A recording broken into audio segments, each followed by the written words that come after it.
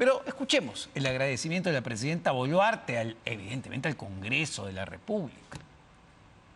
Quiero aprovechar y agradecer a los congresistas demócratas que ayer autorizaron mi viaje justamente para hablar allá en Europa el cuidado de nuestro océano, para alzar la voz allá y defender nuestras 200 millas de nuestro mar de Grau. Ahí está, no me queda claro esto de defender las 200 millas del mar de Grau en una conferencia de la ONU sobre el océano. ¿Ante quién va a defender la presidenta Boluarte las 200 millas del mar de Grau? ¿Ante los buques pesqueros chinos que pescan de manera informal? Sobre eso, ¿a eso se refiere? ¿Ante quién va a defender el mar de Grau la presidenta Boluarte en Francia? Es la gran pregunta. ¿Cuál va a ser el aporte de la presidenta Boluarte? Pues, ¿qué es lo que tenemos o lo que vamos a ver en los próximos meses? Es a la presidenta viajera, ¿no? Y constantes aprobaciones, viajes aquí, viajes por allá. Pero bueno, finalmente decisión del Congreso de la República. La presidenta puede pedir lo que quiera. Estamos ya con dos excongresistas de la República, el exministro de Trabajo, Juan Cheput, y también el expresidente de la Asamblea Nacional de Gobernadores Regionales, gobernador regional de Cajamarca, Mesías Guevara, a quienes les agradezco por acompañarme esta noche y empezar un poco el debate de este y otros temas, evidentemente, más allá de lo anecdótico, que la presidenta pueda viajar o no. A ver, es importante la presencia de la presidenta en este tipo de eventos, dado el contexto que vivimos en el país. No olvidar el contexto que vivimos en el país. No solamente el contexto, Omar, sino también qué es lo que ella va a hablar. En situaciones como esta, cuando hay de por medio una convención, la Comisión de Relaciones Exteriores tiene que recibir al canciller y el canciller va a hacer una suerte de explicación antes de que se conceda el permiso. Acá simplemente se ha pensado en la foto con el señor Macron y no se ha visto el contenido del cual va a tratar la presidenta, a tal punto que habla de temas como voy a defender las 200 millas, como si se va a tratar el tema de la Convención del Mar, ¿no? O sea, eso no está en la agenda de la ONU, están hablando de la protección de los océanos, otro tipo de cosas. Entonces ella confunde completamente o no conoce a plenitud qué es el tema fundamental que se va a tratar allá. Y luego, ya desde el punto de vista estrictamente político, lo que está sucediendo en el Perú, 3 viajes en poco más de 2 semanas es una exageración. Y eso demuestra que las bancadas de Fuerza Popular y APP, que son las que han sido las que mayoritariamente le han dado la votación favorable, porque han sido solo 50 votos los que le han dado a la señora para aprobar el viaje, definitivamente están coludidas, son cómplices, son el sostén de ese gobierno, ¿no? Ahora, hay un punto importante, ¿no? Para no solamente llenar la crítica. Es verdad, reunirse con un presidente de la República, un presidente además de Francia, un país clave, inversor en el Perú, además un país amigo de larga data como es Francia, es importante, no cabe ninguna duda. Pero la pregunta es si el momento es el adecuado, además, porque al día siguiente que ella retorna al país, se va a ver el voto de confianza al gabinete de Eduardo Arana. Mira, acá hay varias lecturas, sumando a lo que acaba de decir Juan. El tema está de que hay mucha incoherencia en lo que acaba de decir la presidenta de la República. En primer lugar, ella habla de defender el mar, pero tú lo acabas de precisar. En este momento, por ejemplo, las 5 millas, donde es para la pesca artesanal, donde está el tema relacionado para la pesca del consumo humano, la verdad que no hay ningún plan estratégico. Ahora, el Perú tiene cuatro regiones: la costa, sierra, selva y el mar. Y el mar está excluido, no responde a un plan estratégico del manejo nacional. El mar no está, por ejemplo, insertado más allá de la producción de harina de pescado en lo que significa la alimentación y la seguridad alimentaria. Y por lo tanto, y en ese lado hay una gran incoherencia lo que ha dicho la señora presidenta. Por otro lado, ella dice: agradezco a los congresistas por haberme, demócratas, pero yo pienso que ella, en el fondo, no tiene que agradecerle, porque en estos momentos el Congreso es el que está gobernando. Y alguien ayer me decía, sería importante que la presidenta viaje, porque si ella viaja el PBI sube. Entonces, de tal manera que hay un desgobierno total. Por lo tanto, fíjate que hay mucha incoherencia. Y lo otro que acaba de decir, ella está asegurando ya que el Congreso le va a dar el voto de confianza a ese gabinete que está sin oxígeno, ese gabinete. Ahora, quizá la manera de interpretar digamos, esa aprobación o ese voto favorable, ese permiso de viaje que le ha dado el Pleno del Congreso de la República, sea como un voto de confianza adelantado al gabinete de Eduardo Arana. Puede ser, pero mira, ha habido inclusive parlamentarios que sin haber escuchado a Eduardo Arana ya dice que le van a dar el voto de confianza. Esa es otra de las grandes inconsistencias dentro de lo que ha señalado Mesías. Pero yo quisiera precisar lo que tú has señalado y te doy la razón cuando hablas del presidente Macron y la importancia que tiene Francia para el país que realmente es muy importante en inversiones, en infraestructura en estos momentos. Este tipo de agendas son muy acotadas. Este tipo de agendas, cuando se trata, por ejemplo, en este caso del tema de los océanos, es una agenda limitada a eso. Pero la presidenta y algunos medios señalan de que se pueden ver temas vinculados a la carretera central, etcétera, etcétera. No es así. Además, hasta el día de ayer, en el propio Congreso yo escuchaba que no había una invitación oficial. No, o sea, una cosa es una visita de Estado y otra cosa es una visita que tiene que ver con una convención. La visita de Estado recibe el mismo presidente, a la presidenta, y en una convención, pues simplemente son otras personas las que les hacen los actos protocolares. En este caso es una agenda muy acotada. Yo creo que lo que está haciendo la presidenta es tener un afán de salir permanentemente y evadir los temas actuales. Es una suerte para ella de bálsamo, ¿no? Estar fuera y evitar los problemas nacionales. Pero por otro lado, el país realmente está muy mal. Y como ha señalado, en un momento en el cual se presenta el gabinete, ella se marcha. Es decir, aprovechar al máximo las gollerías que se desprenden del propio cargo de presidente de la República. Es decir, no se va a perder un baile la presidenta en este año que le queda. Y no solamente eso, fíjate, yo le sumo de que ella, al tener un alto índice de desaprobación, tanto ella como el Congreso de la República, a tal punto que hay regiones del norte, como por ejemplo, que tiene 0 de aprobación, según las encuestas, ella, al no tener legitimidad dentro del país, ella estaría buscando cierta aprobación internacional, una legitimidad de tomarse fotos con diversos presidentes, incluso hacer el ridículo diciendo que el vicepresidente Vance de Estados Unidos le habría invitado cuando no es cierto. Por lo tanto, ella se está autoinvitando, se está generando invitaciones sin el protocolo, se toma fotos de manera prácticamente, ¿qué te digo?, sin el protocolo respectivo. Y por lo tanto, mi parecer es que ella está buscando legitimidad a nivel internacional, la cual no tiene acá en el Perú. Y ahora, ¿en qué posición pone, dado lo que menciona Mesías Guevara, en qué posición pone la Cancillería? ¿No? Porque efectivamente, hasta ahora estamos esperando la invitación oficial del vicepresidente Vance de los Estados Unidos. Pero es que permanentemente lo pone en ridículo al canciller Cialer, permanentemente, porque ella fue la que dijo primero que ya iba a ir a Estados Unidos porque había recibido la visita oficial y el presidente y el canciller tuvo que generar una suerte de traducción para al final no contradecir a la presidenta. Lo mismo sucede en este caso. Es una cancillería muy venida a menos. Una cancillería, como un funcionario público en general, no está para hacer un chicheñó. Inclusive está para decir, está equivocado, señor presidente o señor ministro. Pero eso no está sucediendo en estos momentos con la Cancillería. Ahora, ¿qué está sucediendo? Y perdón que cambie de tema. ¿Qué está sucediendo con la Contraloría General de la República? Hoy escuchábamos al al Contralor César Aguilar decir que él va a investigar, que la Contraloría va a investigar los gastos, lo que reveló Cuarto Poder el día domingo, que va a investigar los gastos que se han venido dando en las reuniones de la PCM, en los consejos de ministros, donde pues se gastaban 900 soles en pollo a la brasa, 1000 soles en chifa, no sé, 600 soles en panes con chicharrón para todos, sacando la plata en la caja chique, cuando entendemos ya Palacio de Gobierno tiene una fuente de recursos para lo que es la alimentación de los ministros en situaciones de este tipo.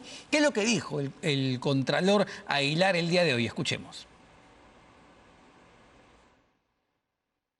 La Contraloría va a investigar todo.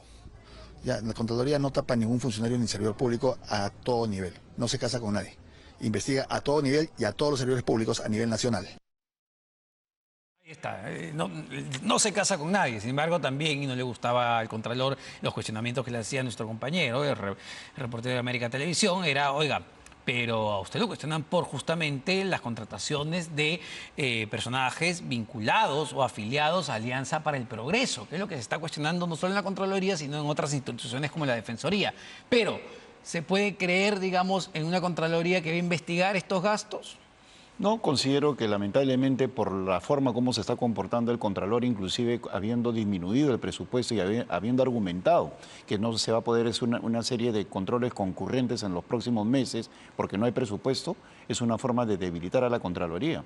Por otro lado, mira, yo he sido ministro en 2 oportunidades y te puedo señalar con seriedad que no se hacen festines, no se compraban festines, y tengo entendido que en el gobierno de Alan tampoco, porque lo he escuchado a Jorge, y Jorge ha sido premier durante 2 años y medio, Jorge del Castillo.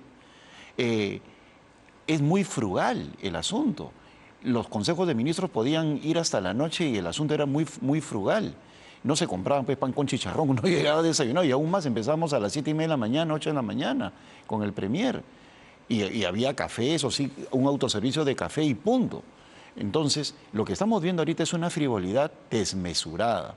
La caja chica no es para este tipo de gastos, y esto demuestra pues de que estos señores no han confundido por completo lo que es la función pública, ¿no? Pero ya es una frivolidad que, claro, uno pensaría es de la presidenta Boluarte y, a ver, con los argumentos que tenemos a la mano y las investigaciones, además, caso Rolex, cirugías, tenemos el tema de los viajes, pero esto ya es mucho más grande porque es una frivolidad, o pareciera una frivolidad, del gabinete en su conjunto. Mira, yo veo de que lo que debería ser el sistema de control y fiscalización de nuestro país, un círculo virtuoso o una cadena de valor, esto se ha convertido en un círculo vicioso y la cadena de antivalor. Los eslabones de esa cadena de fiscalización y supervisión, control político incluso, se ha roto. Fíjate, ¿quiénes están en esa cadena? Está lo que es la Contraloría General de la República, está el OCE, el órgano de supervisión de compra del Estado, está la Procuraduría Anticorrupción, está el Ministerio Público y el Poder Judicial. Y también está Servir, que es el que hace los controles de los empleados públicos. Entonces todo eso se ha roto. Y el actor principal de ese eslabón, que es la Contraloría General de la República, donde nacen todas las acciones de control que puedan ser denuncias administrativas, penales y civiles, se ha roto. A tal punto que este señor Contralor, como dice Juan, por ejemplo, existe el control concurrente. Y no sabemos por qué, porque de cada obra que es donde se hace el presupuesto, se pone 2%, Omar, para que vaya al control concurrente. Entonces ya está, hay el financiamiento. Ahora, ¿cómo se ha cortado ese financiamiento? En diversas regiones y municipios, y a nivel del gobierno nacional, tampoco se está haciendo efectivo ese presupuesto, ese porcentaje de 2% para hacer el control concurrente. Es más, el señor Contralor lo que debería de aclarar, que ustedes los periodistas, los medios de comunicación, lo han emplazado públicamente, es cuando él ha dicho que no va a hacer público la acción de control porque estamos en un año electoral. Y por otro lado, ahí también he visto que va a reevaluar el currículo del señor que ha asumido como presidente de salud. ¿Cómo que va a reevaluar? O sea, que lo van a adecuar a su currículo que él ha presentado. Por eso te decía que el principal eslabón del sistema de control en el Perú se ha roto. Y aquí es la Contraloría General de la República. Es decir, los pesos y contrapesos, y ojo, no solo es la Contraloría que está siendo cuestionada por los vínculos cada vez más claros a Alianza para el Progreso de César Acuña, también la Defensoría del Pueblo. A ver, para entrar a ese tema, porque hoy solo para puntualizar esto, solo hoy Josué Gutiérrez, el defensor del pueblo, salió de una conferencia de prensa. ¿Por qué? Porque el Ministerio Público lo ha denunciado constitucionalmente por decir, oiga señor, usted ha nombrado en la cabeza de la Defensoría del Pueblo de la Libertad, que es gobernada por César Acuña, a una militante de Alianza por el Progreso. ¿Y qué es lo que ha dicho? ¿O cómo ha respondido Josué Gutiérrez? Así.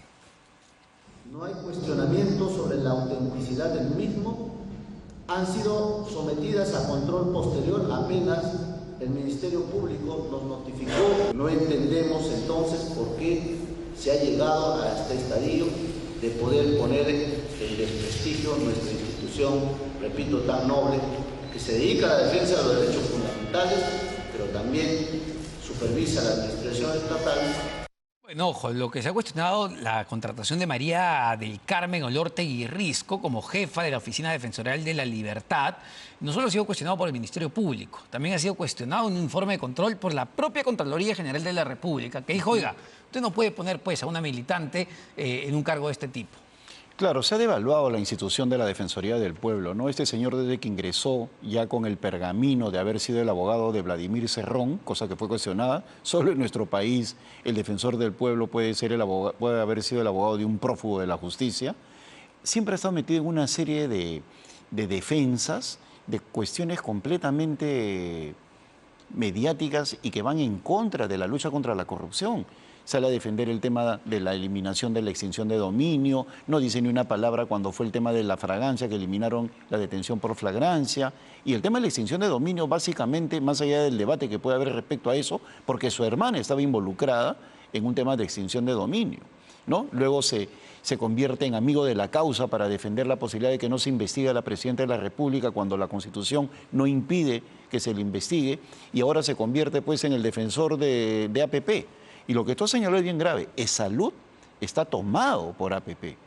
En estos momentos hay una serie de rumores de la gigantesca corrupción que hay en ESalud.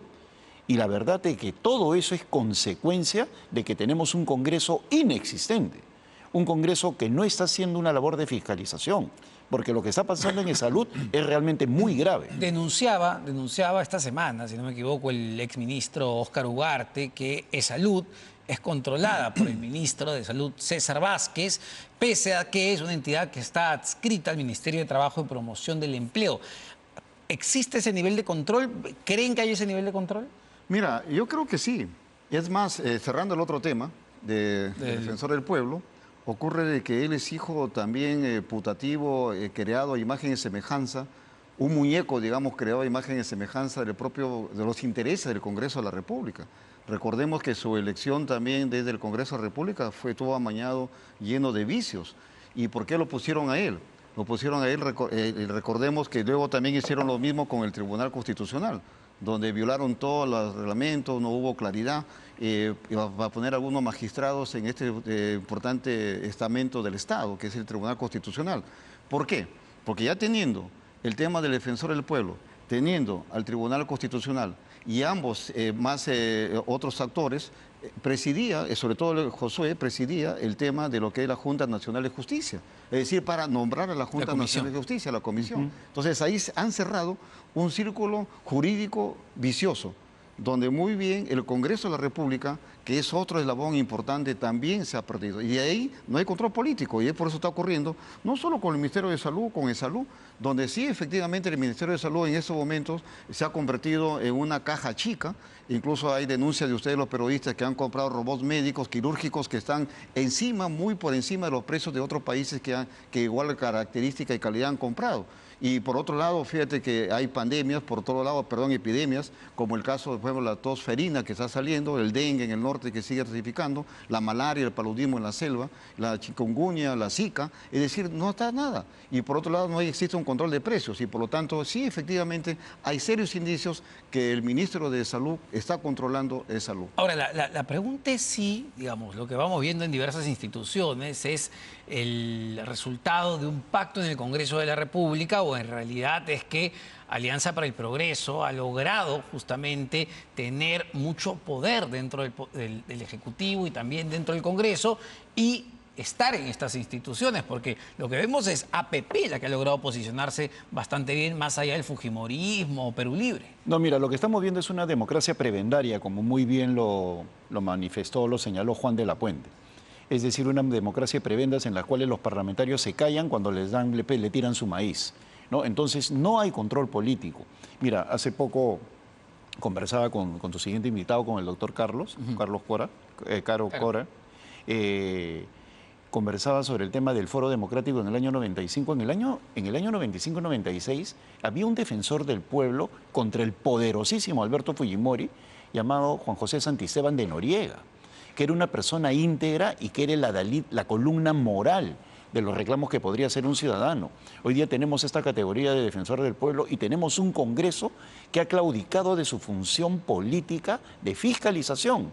No existe. La Comisión de Fiscalización en el Congreso no existe. Mesías y yo hemos sido parlamentarios y un ministro te respetaba. No decía, tengo sueño, no puedo ir, como Raúl Pérez Reyes. No, estoy cansado. Y lo aceptaban los parlamentarios. Hoy en día la ausencia de fiscalización hace que pequeños grupos o grupos como APP, son pequeños en términos de número en el Congreso, pero gravitantes por el apoyo que le dan a Dina Boluarte, se apoderen pues de instancias como E-Salud, que yo veo como más grave que el propio Minsa, porque en E-Salud el señor que está al frente no solamente es cuestionado, sino es un pelele de fuerzas extrañas ahí, y él simplemente debería ser cambiado por todo lo que está generando hacia la ciudadanía. Y a ver, si salud es grave por además lo que implica y los recursos que maneja, me voy a otra institución, otro ministerio clave, que es el que más plata maneja, el Ministerio de Transportes y Comunicaciones, donde se ha puesto un señor César Sandoval que hemos visto pues cómo ovacionaba literalmente a César Acuña. Entonces, ¿qué riesgo hay de tener, digamos, ese tipo de personajes en esos ministerios? Mira, el Congreso de la República se ha convertido en el epicentro de la demolición democrática y de las instituciones del país. Se ha convertido en el centro benefactor, que además de lo que tu pregunta que me estás haciendo, está dando muchas dádivas, está dando muchos beneficios a ciertos grupos, como incluso atentar contra la caja fiscal de nuestro país. Y en relación a lo que es el transporte, efectivamente, es uno de los ministerios más importantes desde el punto de vista de infraestructura. Fíjate que nosotros en el Perú tenemos diversas conectividades para integrar al país, la vial, la digital, la aérea, la marítima, la fluvial, y todo eso pasa por el Ministerio de Transportes. Ahora, ¿qué ocurre?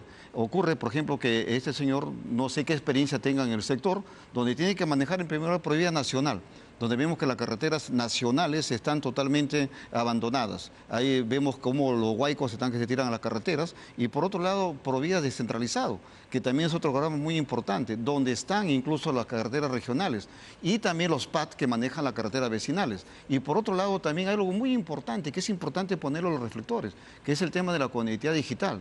En estos momentos, Pronatel, que tiene su responsabilidad de poner ya en funcionamiento la red dorsal nacional de fibra óptica y también las redes regionales, no sabemos lo que está haciendo. Igual ocurre con la Dirección General de Aviación Civil. Ya presentaron, solo para terminar, una moción justamente para citar al ministro de Transporte César Sandoval por lo que ha sido esta inauguración del Aeropuerto Internacional Jorge Chávez. Pero, a ver, ¿tiene que ir a dar explicaciones? ¿Es la persona indicada para dar las explicaciones? Yo creo que, bueno, un ministro políticamente asume el activo y el pasivo y le corresponde, pero el gran culpable de lo que está pasando es Raúl Pérez Reyes. Yo escucho a los funcionarios del AP y al propio ministro decir, o a la señora de Ocitrán, decir de que esto era impredecible, absolutamente falso.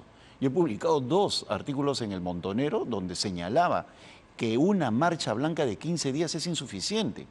La propia Asociación de Empresas de Transportes Aéreo Internacional señalaban que era absolutamente insuficiente 15 días de marcha blanca. Y con 15 días han inaugurado el aeropuerto a costa de la tranquilidad de todos los ciudadanos. Entonces, tiene que ir ese ministro, pero la verdad es que el verdadero culpable es Raúl Pérez Reyes. Muchísimas gracias para los dos. ¿Me das un segundito? Rápidamente. Sí, yo quería darte este libro que estoy presentando el día 10 de Muchísimas junio gracias. en el Colegio de Ingenieros a las 7 de la noche. Es una visión de desarrollo del país desde la región a la nación. De la Juan, región a la invitado nación. también. Muchísimas gracias. Quiero agradecer también al presidente Sagasti que me ha honrado haciendo el prólogo de este libro. Muchísimas gracias, presidente Guevara. Muchísimas gracias para ambos.